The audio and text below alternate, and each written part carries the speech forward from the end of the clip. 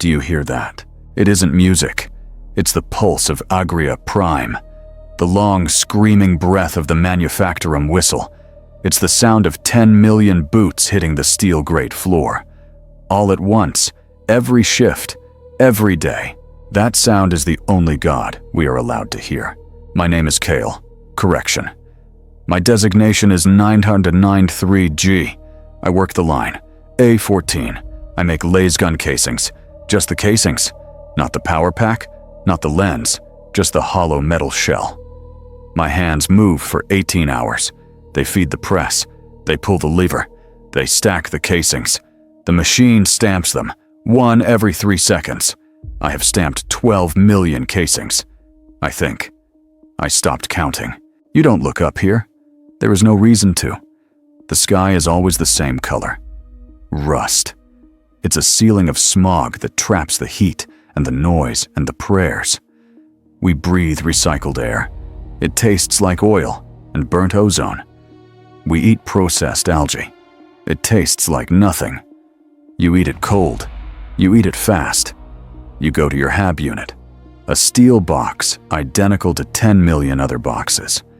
You sleep. The whistle screams. You wake up.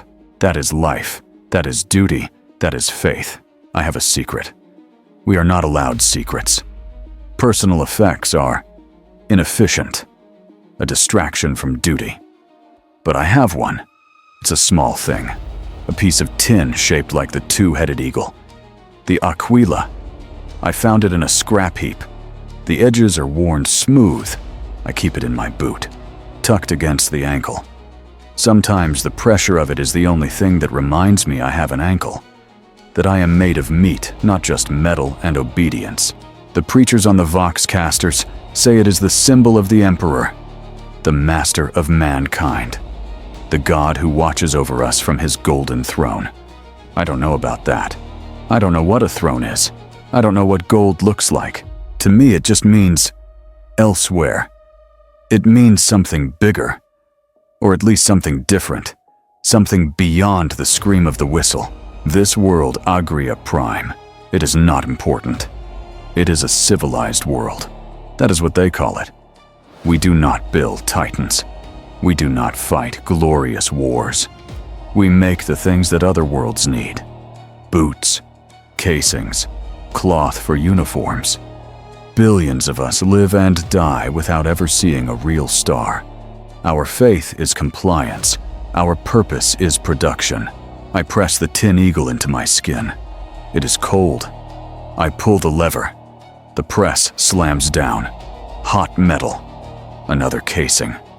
The whistle will scream in 4 hours. Then 3 hours of sleep. Then the whistle will scream again. It always does. Then there was another sound. It was not the whistle. It was not the press. It was not the grinding of gears or the hiss of steam. It was a bell, a deep bronze sound. So low you felt it in your bones before you heard it with your ears. It came from every Voxcaster, from every street corner, from the high ceilings of the Manufactorum. It echoed across the rust-colored smog. A single perfect terrible note, bong, and everything stopped. I mean, everything. The levers, the presses, the conveyors. The overseers stopped yelling. The machines, even the machines seemed to hold their breath. The only sound was the hum of the cooling engines and the drip of condensation from the high vents. This sudden, awful silence. It was louder than the whistle. It was deafening. I looked down the line. Old man Hemet. He worked the press next to mine. His hands, scarred and slick with oil, were shaking. He was making the sign of the Aquila over and over. His lips moved, but no sound came out. A prayer. The younger workers like me, we just looked at each other, confused. But the old ones, the ones who had heard this sound before, they knew. They were terrified. The bell only rings once every 10 years. They call it the decennial bell. The tithe bell. You've heard the word. Tithe. You hear it, you think it means taxes, money, coin. You are wrong. The Imperium does not care about money. Money is just paper. The Imperium cares about things. Real things. It cares about material. Guns, boots, food, and it cares about bodies. It cares about flesh. The tithe is the price of existence. The preachers on the Vox tell us the Imperium protects us. They say the God Emperor shields us from the darkness between the stars. And that protection, they say, must be paid for. That is the story they tell us. The truth is simpler. This planet does not belong to us. We do not belong to ourselves. We are property. Agria Prime exists to serve. The bell is the sound of the master arriving to collect his due. It is the sound of the harvest, and we are the crop. The bell rings, and the adepts arrive. The men and women in gray robes, the servants of the administratum, the keepers of the lists. They are the ones who count the souls. They are the ones who decide the forms of sacrifice. There is more than one way to pay the debt. First is the material tithe. This is the easy part, the part we understand. For a decade we have stacked the crates, filled the silos. We thought we were building Agria Prime. We were wrong. We were just filling the Emperor's pantry. The great warehouse doors are unsealed. The dust of 10 years is disturbed. They take the ore, the grain, the promethium. They take the boots, the uniforms, the lasgun casings. My casings. 12 million of my casings. Gone in an hour, loaded onto lighters that scream as they climb to orbit. A decade of our lives erased in a week. We watch it go. We feel nothing. That was just our labor. Then they take the other things, the things we whisper about. The ships come down, not the cargo haulers. These are different. They are black, silent. They hang in the smog like ghosts, and they have no windows. The black ships. This is the Psyker tithe. They come for our cursed children, the ones who see too much, the ones who dream and the hab walls crack, the ones who hear the other voices. We are taught to fear them. We are taught to report them. The preachers call them abominations, tainted souls. I saw a family in my hab block. Their daughter, she just looked at a cup and it moved. They hid her for a year. The black ship, it knew. The sanctioners came for her. They do not knock. They took the girl. Her parents did not cry, not where anyone could see. They just stood there. The shame was heavier than the grief. They were taken away too later.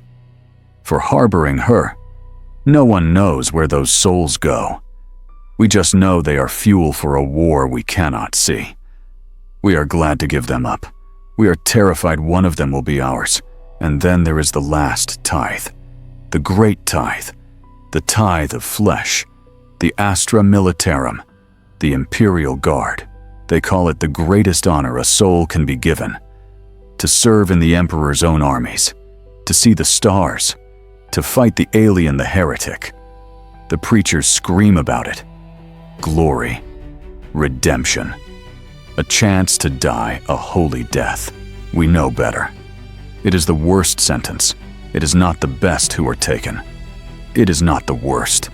It is not the strongest or the weakest. It is just the chosen, the names on the list. Millions of men and women, stripped from the factories, the fields, the darkness, given a gun, pointed at something horrible, and forgotten. This is the one we fear most. Not the ships, not the empty warehouses. We fear the man in the gray robe, the one holding the data slate, the one who can look at you and simply tap your name. That is the true form of sacrifice, the one you do not get to choose. The whistle screamed for 18 hours straight. Not the shift whistle, the muster whistle. It drove us out of the habs, out of the factories, out into the great open processing squares, the ones caked in soot and acidic rain. We stood for hours. The whole planet, it felt like. Millions of us packed shoulder to shoulder. The air grew hot and thick with the smell of unwashed bodies. The smell of fear. Around the edges of the square, the enforcers stood. Black armor. Shock mauls humming. They were our jailers. We were used to them. But now they looked nervous too. This was bigger than them. Then the adepts came. The gray robes. They moved through the crowd in small teams. They are the most terrifying men in the galaxy. They carry no guns. They do not need to. They carry data slates. They carry styluses. They are the masters of the list. The final judges. This is not a lottery. You do not pray to be lucky. It is already decided. The calculations were done a year ago on some distant world.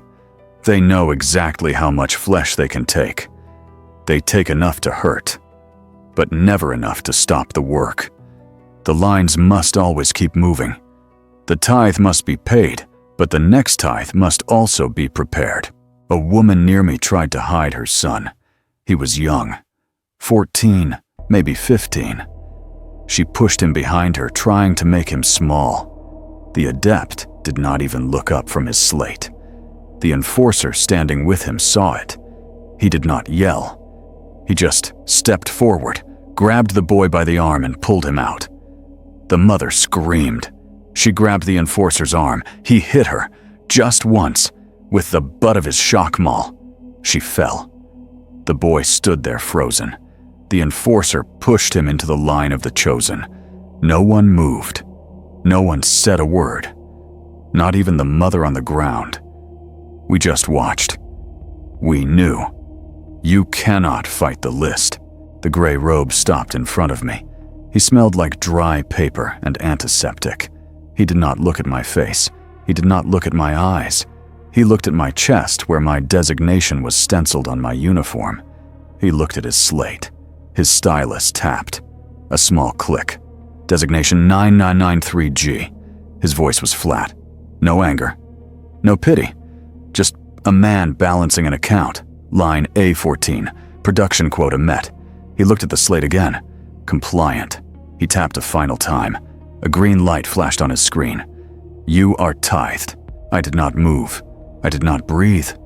I felt the small piece of tin in my boot. The worn-out aquila. It was not cold anymore. It was burning. A hot, sharp pain against my ankle. The enforcer behind him prodded me with his maul. Move. The levy line.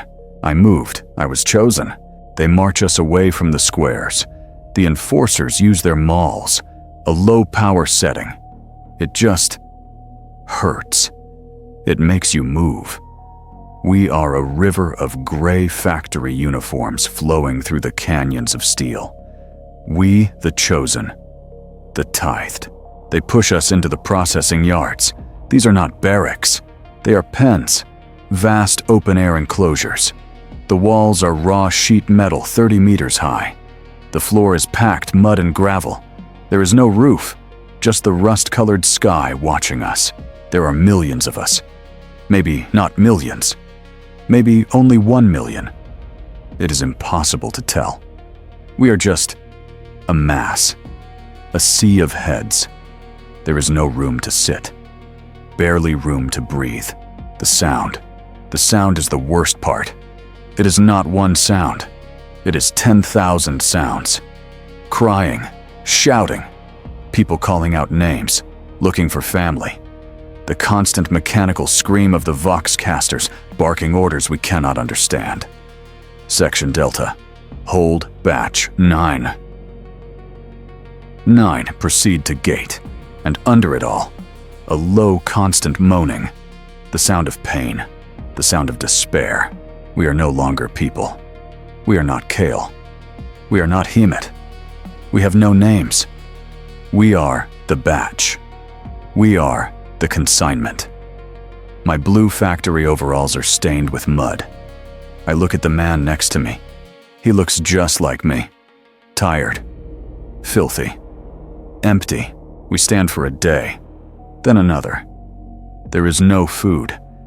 They spray water over us with high-pressure hoses, like cleaning a floor. Then the gates to the processing sheds open. Batch 14G forward.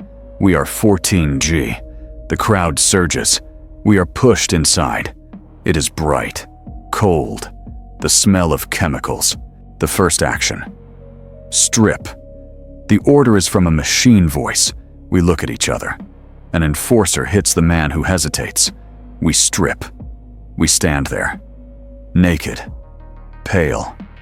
1,000 of us in a cold white room. The nozzles in the ceiling hiss. A spray descends. It is freezing. It smells like bleach. It burns the skin. It is not for cleaning us. It is for killing the lice. The sickness, it is for sterilizing the product. They want us to know. They want us to understand in our bones. Even our skin is not ours anymore. It belongs to the list. It belongs to the tithe. We are clean, sterile. Now we must be counted. The tithe is all about the count. The tally. This is the work of the adepts. The gray robes. They move down the lines of us. We are naked and shivering. They are warm in their robes. They do not see our fear. They do not see our shame. They see assets. This is the truth of the administratum, the hard, cold truth of the Imperium. There is no difference between 1,000,000 souls and 1,000,000 tons of wheat. There is no difference between a man and a lasgun casing. It is all just a number on a ledger, a resource to be expended, an asset to be balanced. The Imperium does not run on faith.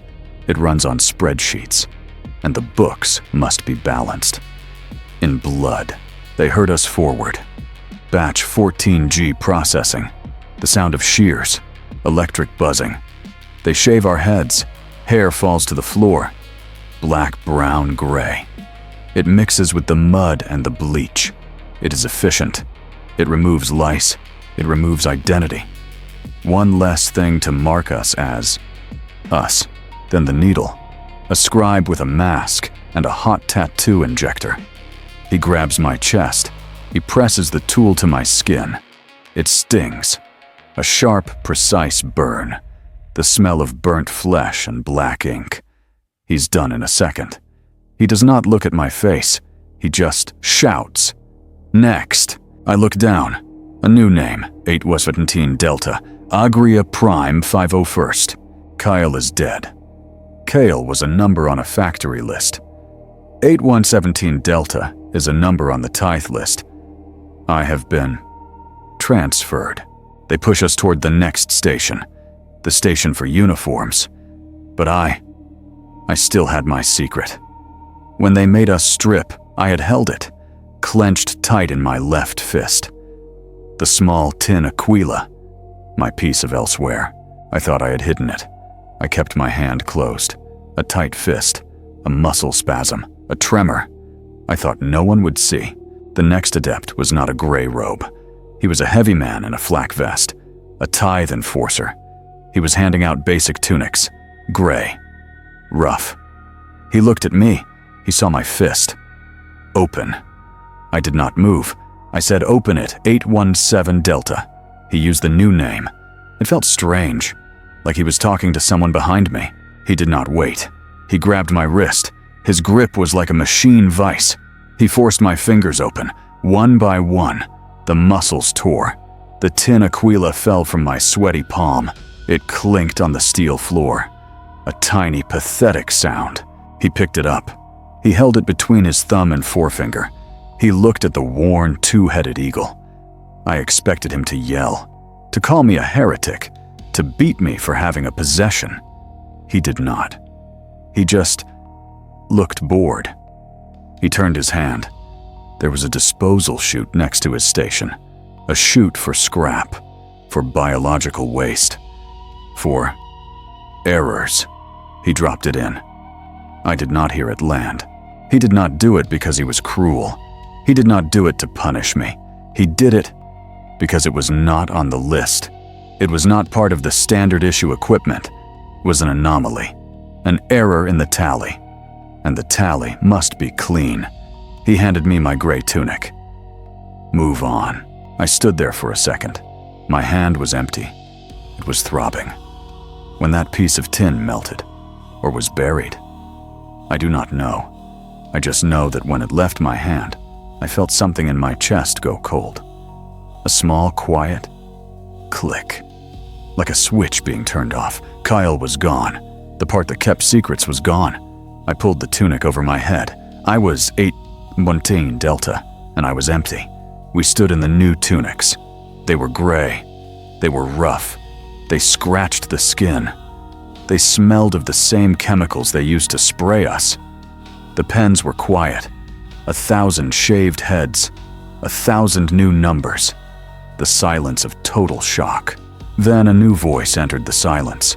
A different kind of authority. The Ministorum priests. The chaplains. They moved through the pens in robes of black and crimson. They carried no data slates.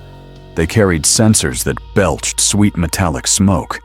And they carried fire in their eyes. They were not there to soothe us. They were not there to offer comfort. They were there to reforge us, to hammer our despair into a new shape. One of them, a man with a face like a skull, climbed onto a stack of crates. He had a Vox amplifier strapped to his chest. His voice was not a voice. It was a roar. Static and fury scraping the air. "You are the blessed," he screamed. The speakers crackled. "You are the lucky ones," he pointed at us. "All of us. You thought you were doomed to die in the filth of the factory. You thought you would choke on smog unseen and unremembered. Fools, you have been saved." He spread his arms wide. "The Emperor has seen you. He has reached down past the smoke, and he has chosen you. You will not die a number. You will die a name, a martyr, a spear in the hand of mankind. This is their great secret. This is how they rule a galaxy. They know that an empty, terrified soul is a container. It is waiting to be filled. They take everything from you. Your name, your home, your hope. And then, in that perfect screaming void, they offer you a purpose. Better to die for the Emperor than live for yourself. They repeat it. They scream it. They tattoo it onto your soul. Fear is replaced by fanaticism. Because fanaticism, it's just fear, but with a direction. The man next to me, the one whose head was shaved just before mine, he was weeping. Tears cut clean lines through the grime on his face. He was looking at the priest, and he was nodding. He was believing. The priest roared, "Your life is coin. Spend it for him." And I saw the man next to me. I saw his fear turn into anger, into joy. A terrible burning joy. I watched him. I listened to the screaming. I wanted to believe him. I truly did. Believing was easy. Believing meant this.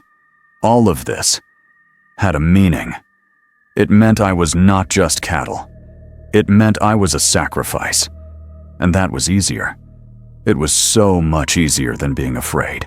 The priest was done. The fire he lit was burning. We were ready. Ready for purpose. But the machine was not finished with us. The tally was done. Now the sorting began. This was a new cold truth. We thought the tithe meant the guard. We thought we were all destined for the same glorious death. We were wrong. The Imperium is efficient. It does not waste. Not even the scraps. The next stage, the medical base. If the pens were chaos, this was cold, sterile order. We were filed into lines. We walked past things, not men, not entirely. Adepts of the Mechanicus, the tech priests, red robes, metal limbs, voices that were not voices but bursts of static. Binaric cant. Their many-lensed eyes clicked and whirred as they looked at us. They saw our flaws. They saw our potential. They were not looking for soldiers. They were looking for parts. A cold metal hand grabbed my arm. A scanner slid up my skin. It beeped. Another scanned my eyes. A red light that pierced my skull. A voice like dry static announced, "Specimen viable." Class A. I was pushed to the left. Move. Alpha line. I stood on the Alpha line. We were the lucky ones. Class A Astra Militarum. We were healthy enough, strong enough, compliant enough. We were good enough to hold a gun and die. A wave of relief washed over me. It was disgusting. I was relieved. I was grateful that they had judged me worthy of a quick death, not a slow one. To my right, the other lines formed. Class B Labor Corps. These were the ones who were strong, but maybe flawed. An old injury. A missing eye.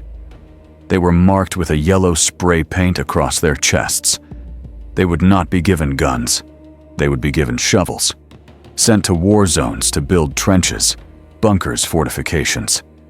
They would die of exhaustion or orbital bombardment long before they ever saw the enemy. They were the mortar, not the bricks. Then Class C, the rejects. Too old, too weak, too sick, or too smart. I saw a man. He had glasses. He argued with the adept. He used long words. The adept's static voice crackled. Specimen designated redundant. Class C. A heavy harness dropped from the ceiling. It grabbed the man. He screamed. It was not a scream of fear. It was a scream of outrage. He was dragged toward a heavy steel door.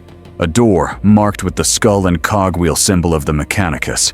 He shouted, "I am a citizen. I have rights." The tech priest just said, "You are biomass." The door hissed open. We did not see what was inside. We just heard the sound of saws. We never saw him again. But later, we saw the servitors, the cleaning drones, the loading claws. They are mindless machines. But sometimes if you look close, they have human eyes. I think I saw his eyes. And the last. Class D. This line was small. They were shackled. They were the ones who during the scans had made the machines static. The ones the priests had warned us about. Psychers. They were quiet. Drugged. Their heads were bowed. Guards in black armor led them away. Towards the ships, the black ships waiting in orbit. We, Class A, B, and C, we were unlucky. They were damned. I was pushed forward. Past the lines. Past the rejects. My fate was sealed by a green check mark on a screen. A simple bureaucratic tick. The machine had sorted its parts. I was a cog. And I was heading to the assembly line. We were Class A. We were pushed into another shed. This one was vast and armory. The air was thick with the smell of cosmoline gun oil and old sweat. Piles of gear, mountains of it. Men with quartermaster stripes yelled at us. They threw things. 8 Wabsentine Delta catch. Something heavy hit my chest. Flak armor. A rigid plastin cuirass and shoulder guards. The color was indeterminate.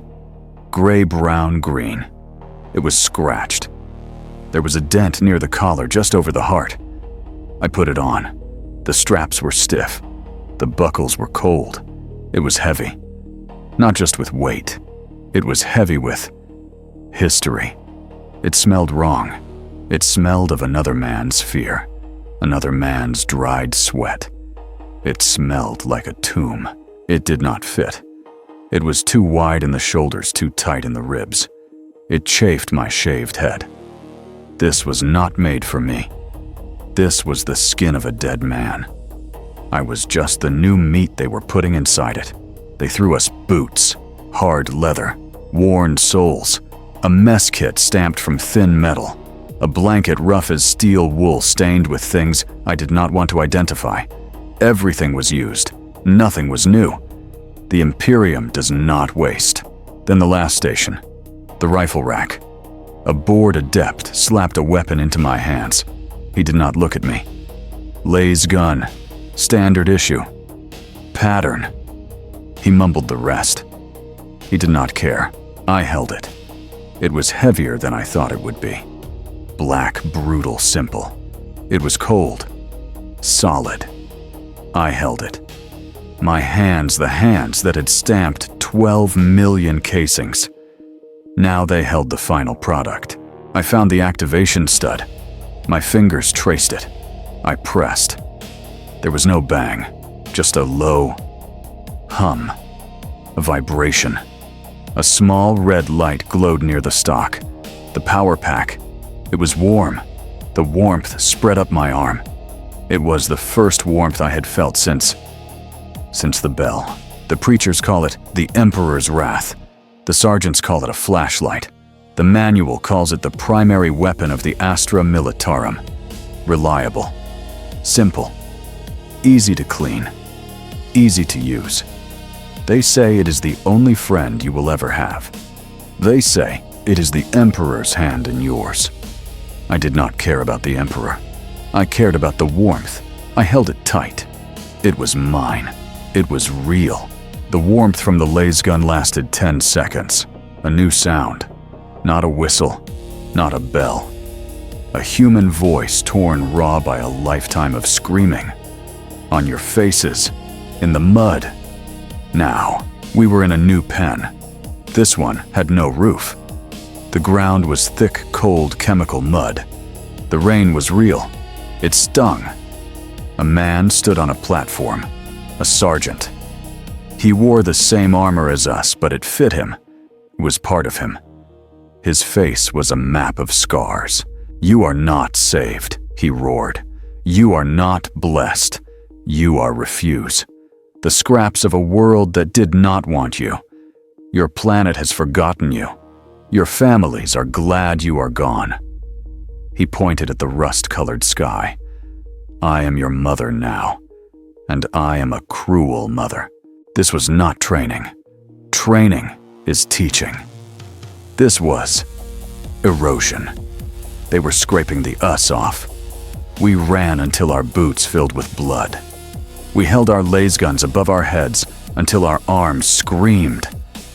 If you fell, you were beaten by the sergeants. If you helped the man who fell, you were both beaten. The logic was simple. The second day, melee training. They gave us weighted rifles. No power packs. "Find a partner," the sergeant snarled. I stood opposite another recruit, the one who had wept at the priest's sermon. His eyes were still soft. He looked like Kale. Fight. We pushed at each other. It was pathetic. A shoving match. The sergeant kicked me in the back of the knee. I fell, face first into the freezing mud. The recruit stood over me. He tried to help me up. "I'm sorry," he whispered. The sergeant laughed, a sound like rocks grinding. "He is sorry. He will apologize to the alien as it eats his liver." I spat the mud from my mouth. I looked at the mud. I looked at the sergeant's boot. I looked at the soft eyes of the boy who was sorry. And the cold, empty switch. It clicked. The one the adept had thrown away. Catel was dead. 8 was untien. Delta was just processing. I screamed. It was not my voice. It was just a sound. I came up from the mud. I hit him with the rifle butt. In the face. I heard his nose break. A wet crunch. He fell. I got on top of him. I hit him, and I hit him, and I hit him. I was not angry. I was not anything. I was simply working. This was the new job. I did not stop until the sergeant pulled me off. He threw me onto my back. I lay in the mud breathing. The recruit, he wasn't moving. Blood was everywhere. It was on my hands. My new uniform. I looked at the red on my knuckles. His blood. My blood. I did not care. The sergeant looked down at me. He was not angry. He almost smiled. "Good," he grunted. 1. I had broken. I had passed. The first scar. It was not on my skin. We never went back. We never saw the factories again. We never saw the faces of the ones who were not chosen. We were in the pens for 2 weeks. 2 weeks of mud and screaming and breaking. In the factory, you thought about family. Sometimes. It was a production unit, a shared hab, a shared ration ticket, a woman who was your mother, a man who was your father, people you worked with, people you slept near. But there was something, a connection, a shared exhaustion. That was the closest we came to love. What did they feel? The ones we left, the ones who stood in the square and the gray robe did not stop for them. The preachers tell us they wept, that they were proud of their sons, their daughters, that they held services in the chapels praying for our glorious deaths. That is a lie. I know what they felt. They felt relief, a vast, cold, guilty relief. The sound of the bell faded, and they heard it stop. And they knew for another 10 years the adept would not stop for them. Their name was not on the list. The monster had eaten, and it was full. They were safe because we were not. They were alive because we were tithed. Did my mother cry, or did she just recalibrate the food rations? My hab unit, my bunk, it is empty now. My younger brother, he can have it. He has more room now. Did they even say my name? Or did they just turn their faces away when the levy line marched past? Did they feel pride? Did they feel shame? Or did they just go back to work? There were no goodbyes. There were no letters. The machine is not sentimental. We are the price. They are the saved. They tell us your planet is safe because you paid the debt. That is the final, most terrible lie. Agria Prime is not safe. It is just delayed. The debt is never paid. It is only reset. The whistle will scream, the lines will move, and in 10 years, the bell will ring again. The last day. They marched us from the mud pens. They cleaned us. One final cold spray. They gave us new armor pieces, the ones we had broken. We stood in the main plaza, the same plaza where we were chosen. But now we were different. We were thinner, harder. Our eyes were old. We stood in ranks, millions of us. A perfect gray grid of flesh and steel. A stage had been erected. High black iron. A man stood on it. He was not a priest. He was not an adept. He was more. A Lord Commander. His armor was polished. His cape was crimson. He looked down on us, like we were insects. We were. Adepts handed out small metal cups. A thin, bitter liquid was inside. It tasted like minerals. Like duty. Maybe it was just water. It didn't matter. It was the ritual. The Lord Commander's voice boomed over the vox. It did not scream. It was cold. You are nothing. You are reborn. You are the property of the Astra Militarum. You will take the oath. We raised our cups. I renounce my name. His voice. Then ours. 1,000,000 voices. A dull roar. I said the words. My mouth moved. I renounce my name. I renounce my blood. I renounce my blood. I renounce my past. I renounce my past. I am the weapon of the Emperor. I am the weapon of the Emperor. I have only duty. I have only duty. We drank. The liquid burned for a second. Then nothing. I stood there. 18 Delta. The cup was empty. My chest was empty. There was no coil left to renounce. He had already been scraped out.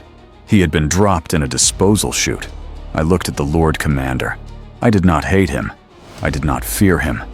I felt nothing. This was the new faith. Not fire, not joy, just a void. A perfect, calm, obedient emptiness. The tally was complete. I was balanced. The oath was over. The Lord Commander was gone. We were marched away. We were no longer just a Tithed batch. We had a name. Agria Prime 501st Regiment, a name for the administratum lists. The sergeants gave us another name, the Iron Men, a stupid name. We were not iron. Iron is strong. Iron is forged new. We were scrap, leftovers, the parts that were serviceable. They say every regiment has a culture, a home world they are proud of, a glorious tradition. The Cadians born for war, the Catechans jungle killers. What was our culture? Our home world had sold us. Our tradition was the factory line. Our specialty was surviving the processing pens. Our culture was abandonment. Our specialty was compliance. We were not proud. We were just present, counted, tallied. We stood in the shadow of the landing field, waiting. They gave us one last ration, the same gray algae paste. I sat on the cold ferrocrete. My lasgun was across my knees. Warm.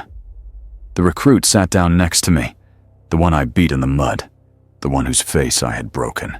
His nose was wrong, pushed to one side. His eyes were not soft anymore. They were not angry. They were just as empty as mine. He was eating his ration, fast, like an animal. I opened my own. I looked at the gray bar. I looked at him. I broke my ration bar in two. I held out half of it. I do not know why. He stared at my hand. He stared at the food. He looked at my face. Then slowly, he took it. He nodded. Just a single sharp dip of his chin. We did not speak. We did not need to. We were just two parts. Two numbers in the same column of the same list. I was not Kale the worker. I was not 9993G, the maker of casings. I was Private 817 Delta, Agria Prime 501st. And I hated everything. I hated the sergeants. I hated the priests. I hated the gray sky.